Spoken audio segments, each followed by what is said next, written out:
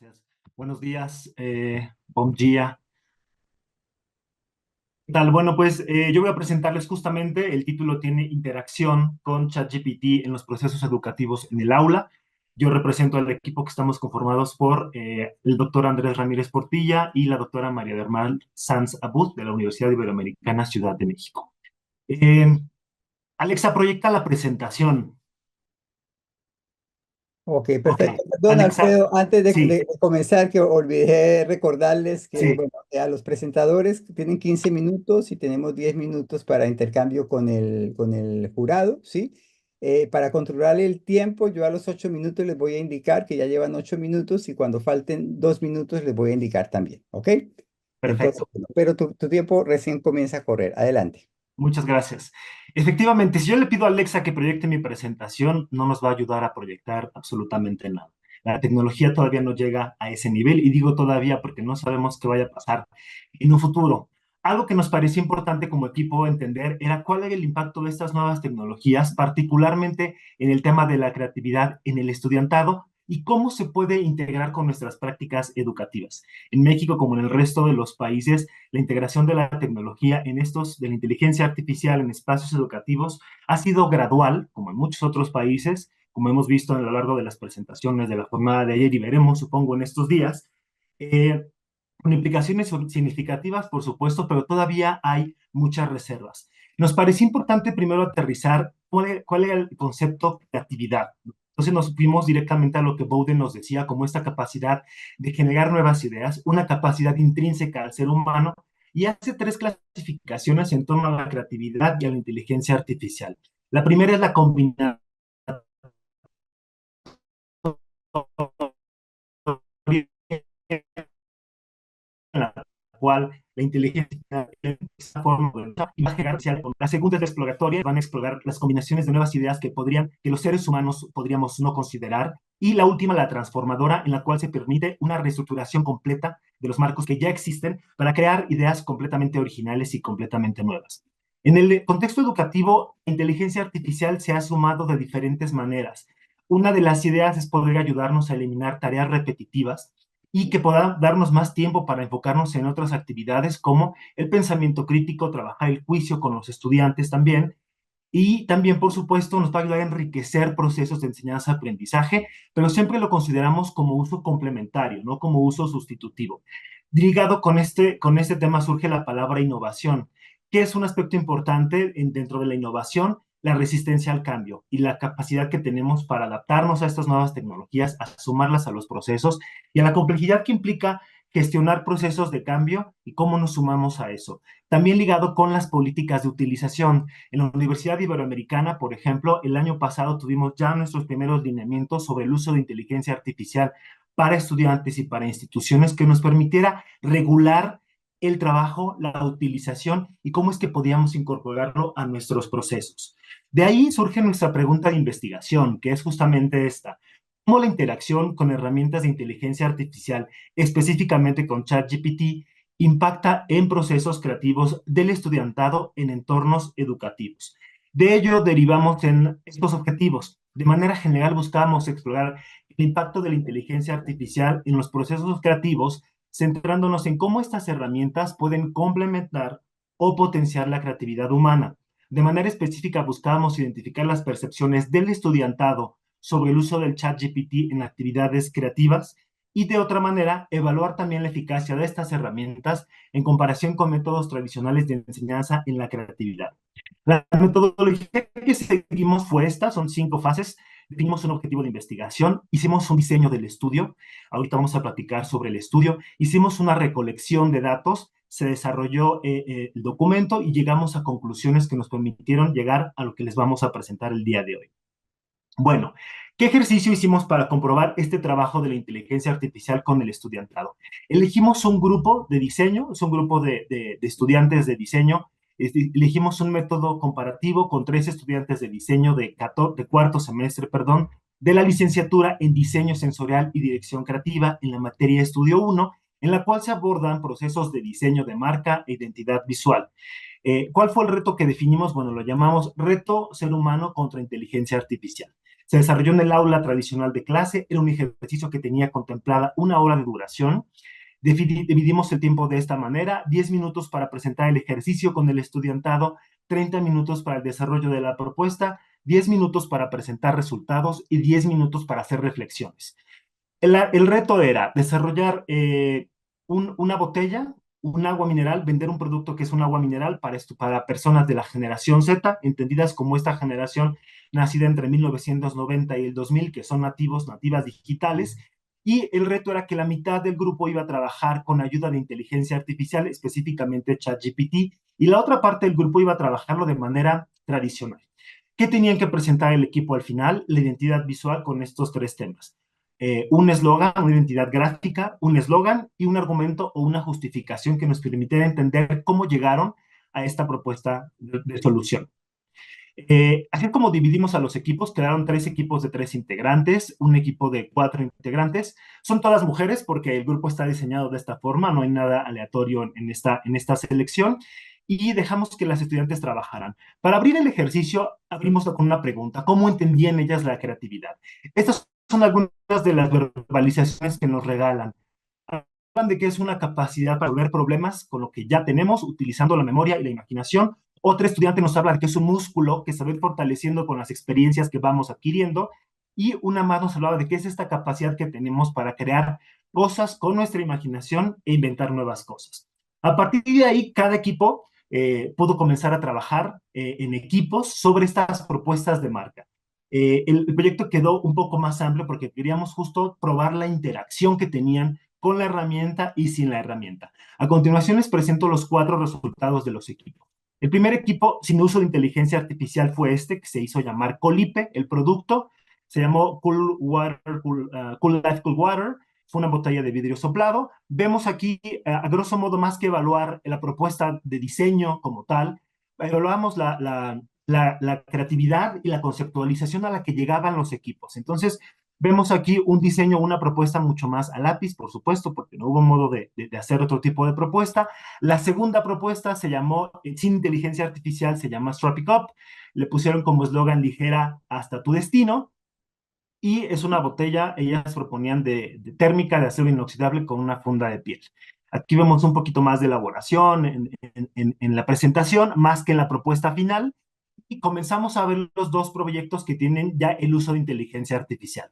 La primera se llama Aquaviva, el eslogan era Purity in Every Drop, y es una botella de vidrio, una forma cilíndrica. Si nos damos cuenta, desde aquí ya se empieza a ver pues una presentación mucho más estilizada del producto. Ya hay una propuesta de botella, ya hay un plantado sobre una botella específica, un diseño.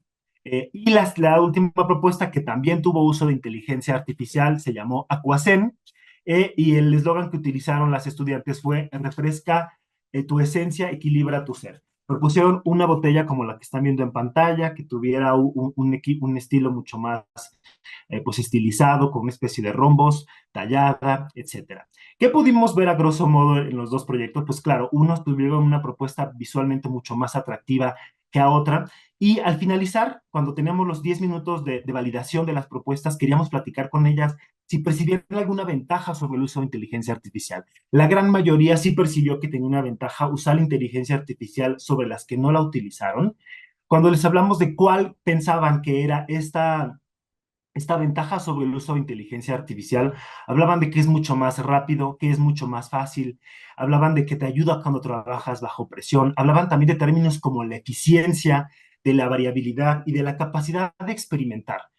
Por otra parte, preguntamos también cuál era lo más complicado de hacer este reto, principalmente el tiempo. Nosotros sabíamos que el tiempo, por supuesto, es un factor que iba a jugar de manera preponderante en las propuestas, pero también hablaban de que les parecía un trabajo bajo presión complicado, que nos daba estrés, como vemos acá, que nos dejaba plasmar un diseño. También mencionaron la palabra innovación como una característica del ejercicio, también como la capacidad de poder conectarse entre ellas para poder llegar a una idea en consenso, porque buscábamos también que el trabajo colaborativo fuera eje en este ejercicio.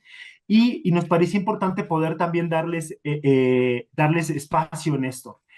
Unas de las verbalizaciones que Ocho también, minutos. muy Adelante. bien, muchas Sí. gracias. Unas de las verbalizaciones que nos parecían interesantes con las estudiantes era que ellas mismas per se entendían que el uso de la inteligencia artificial ¿Les pareció más importante esta propuesta? La última propuesta fue la que más les llamó la atención. Hicimos una votación entre todas para ver ellas como usuarias del producto con cuál se quedaban y la última propuesta fue la que resultó más atractivas para ellas. Y en este compartir de ideas al final del día, en las reflexiones, voy a compartir dos verbalizaciones que dan. Dicen, te hace mucho más fácil todo el uso de la inteligencia artificial, te hace pensar mucho menos y te quita más creatividad. Son elementos que llamaron la atención del equipo para poder analizar y poder hacer esta presentación.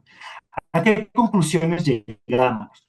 Bueno, que la inteligencia artificial va a acelerar significativamente la generación de ideas, va a facilitar el proceso creativo, pero la creatividad humana sigue siendo insustituible justo para producir soluciones verdaderamente innovadoras. Aunque ChatGPT es una herramienta novedosa para apoyar a la creatividad en el aula, su velocidad y la eficiencia no van a garantizar que el éxito que pueda tener en la implementación de un proyecto creativo. Al final del día, la capacidad del pensamiento abductivo que tenemos los seres humanos es el que nos permite conectar ideas de manera original y significativa. Si bien la tecnología está evolucionando para que cada vez se puedan hacer, como veíamos en la primera etapa de la clasificación de la creatividad, más conexiones diferentes, es una característica que todavía las máquinas no pueden replicar de manera completa. Es crucial siempre mantener un enfoque equilibrado que combine la capacidad analítica de la inteligencia artificial con la intuición y la reflexión humana. Nos parece importante entender cómo, particularmente en este tipo de ejercicio, en este tipo de carreras, podamos entender y hacer un cruce entre la inteligencia artificial y el trabajo que se hace en el aula. Es fundamental, por supuesto, considerar la adopción de estas tecnologías, que se puedan adoptar y que se puedan difundir. Por eso creo que es muy importante este espacio que nos están ofreciendo para que el resto de colegas de otras latitudes podamos conocer las innovaciones que se hacen en otros países y conocer cómo podemos integrarlas al aula. También es importante entender algo que se comentó el día de ayer, cómo es que esto afecta directamente en las profesiones y cómo esto va a cambiar el futuro de muchas profesiones.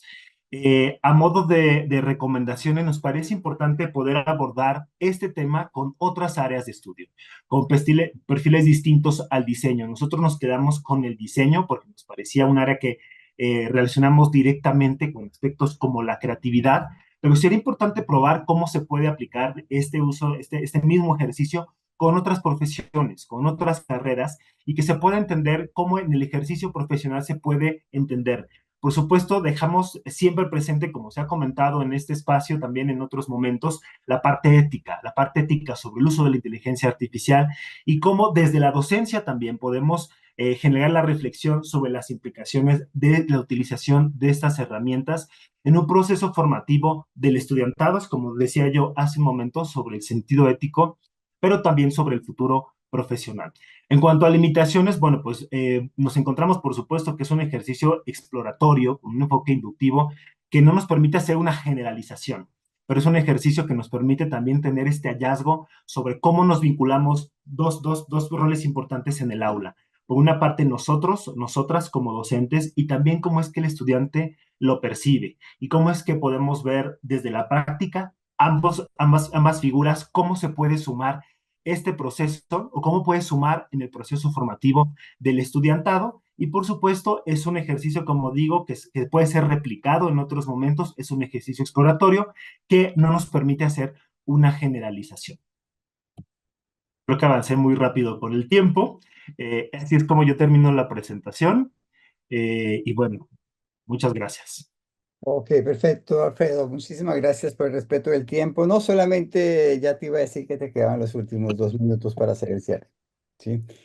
Entonces, bueno, muchas gracias. Dejamos entonces ahora la palabra a nuestro equipo de jurado. Si tienen alguna pregunta.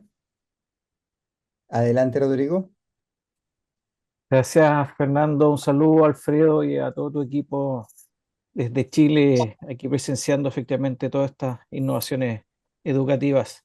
Muy, muy interesante. Quería preguntarte, Alfredo, ¿hubieron o definieron algún tipo de variable cuantitativa, decir, en estos espacios de comparación que permitieran, o sea, y de hecho creo que es un muy buen proyecto asociado justamente a elementos que hoy día siguen estando en discusión, es decir, bueno, las inteligencias artificiales son creativas, no lo son, somos las personas, bueno, hay todo un tema, yo uso mucho, me encanta efectivamente tensionar este espacio, ustedes saben, temas de propiedad intelectual más adelante, bueno, ya, pero en lo concreto ahora, respecto a esa variable, es decir, por ejemplo, los tiempos, es decir, cuánto tiempo a lo mejor me ahorro, ¿cierto? Los equipos que no utilizaron ChatGPT versus los que sí utilizaron, u otras variables, y ahí te las dejo porque efectivamente a lo mejor desconozco decir, bueno, pero qué tan creativo puede ser mi proceso, te fijas, para llegar al final, si hubiese algún otro tipo de variables que te entreguen efectivamente a ti, porque vimos efectivamente conclusiones más cualitativas, pero desde el punto de vista así cuantitativo, insisto, de a lo mejor determinar, o si es que lo hicieron, algún tipo de variables a medir respecto a este proceso. Dado que queríamos medir al final el resultado, fuimos guiando el proceso. La verdad es que todos los equipos trabajaron de la misma manera con el tiempo, todas se ajustaron al tiempo y también justo estábamos muy al pendiente y monitoreando si algún equipo avanzaba de una manera diferente respecto al otro con el uso de la inteligencia artificial. Lo cierto es que no hubo una variación en eso. La verdad es que sí estábamos esperando que un equipo levantara la mano a los 20 minutos a decirnos, ya terminé, y no llegamos a eso, lo cual también fue un indicador interesante para nosotros. Un indicador que sí quisimos utilizar de manera cuantitativa fue hacer una votación entre las estudiantes para que ellas mismas, como usuarias del producto, por eso es que definimos que ellas fueran el target de este producto, pudieran votar por el equipo que les pareciera más interesante. Ese fue el indicador que cuantitativamente nos ayudaba un poco a medir cómo es que ellas percibían este producto y cómo es que les podía llevar a ser consumidoras del mismo. Pero en términos de tiempo, que es un factor que fue el determinante en el desarrollo del producto, pusimos 30 minutos específico porque queríamos verlas correr contra el tiempo. Nunca tuvimos, no encontramos una diferencia abismal o significativa entre lo que tomaba alguien que tenía inteligencia artificial y alguien que no, que les daba un poquito más de seguridad, ¿no? Un poquito más de confidencia sobre lo que presentaban respecto a las otras estudiantes. Gracias, Alfredo. Gracias, Rodrigo. Gracias, Alfredo. Etienne, adelante. Gracias, Fernando. Hola, Alfredo. Soy Etienne desde la ciudad de Quebec, en Canadá. Mi pregunta es la siguiente. ¿Podríamos pensar que para los estudiantes es importante en el estudiantes de diseño, perdón, es importante que se reconozcan en los diseños que crean, en los objetos que crean? ¿Y ha visto una diferencia entre los estudiantes que usaron a la inteligencia artificial y los que no la usaron? En términos de las botellas reflejaron sus ideas, su visión, su personalidad más para los que usaron a la inteligencia artificial o los que usaron solamente su mente, su cabeza. Gracias, Etienne. Un gusto. Una de las principales diferencias es que la inteligencia artificial les permitía visualizar, ¿no? Justo ya los comentaban, de manera más clara sus ideas, ¿no?